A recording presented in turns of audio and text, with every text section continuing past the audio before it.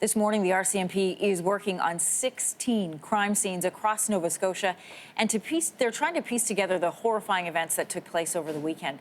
The investigation of any mass killing is challenging and detailed. Here to explain some of that is CTV public safety analyst Chris Lewis. Chris, good to have you with us this morning. We know it could take months before we understand what happened.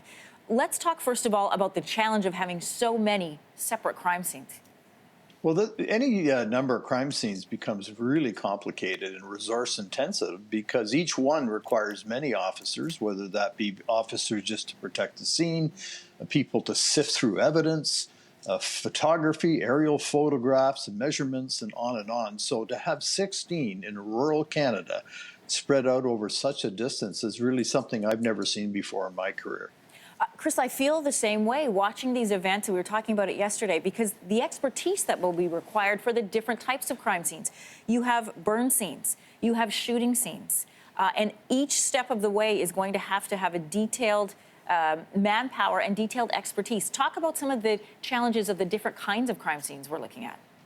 Well, there's everything from fires where they still don't know how many bodies are actually within those fire scenes, which is horrendous to even be talking like that. Others where there was numerous gunshots, vehicles burned. They're into cadaver dogs. They'll be into forensic officers on their hands and knees looking through evidence, and on and on. It's a mind-boggling process. And the RCMP in Nova Scotia might have 1,000 officers in total. So thankfully, the RCMP is just so large, and they've got other provinces nearby that will contribute, and I'm sure people from their headquarters in Ottawa and their different forensic labs as well. This is the biggest thing I believe they've ever faced in a single incident in their history. While people are grieving and remembering, the question that comes up most often is, why? With the suspect dead, how do police figure out what was going on inside his head? What could have triggered these events and these actions? What will they be looking at?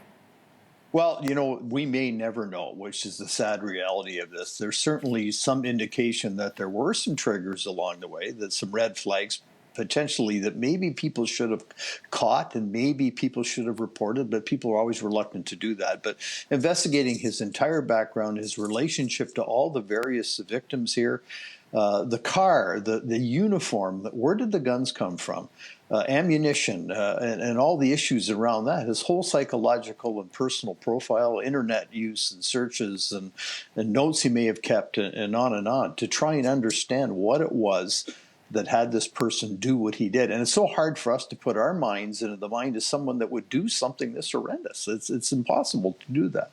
It is a massive undertaking, as you mentioned, by the RCMP and Nova Scotia Police. And so I want to thank you for explaining some of it to us, Chris. My pleasure.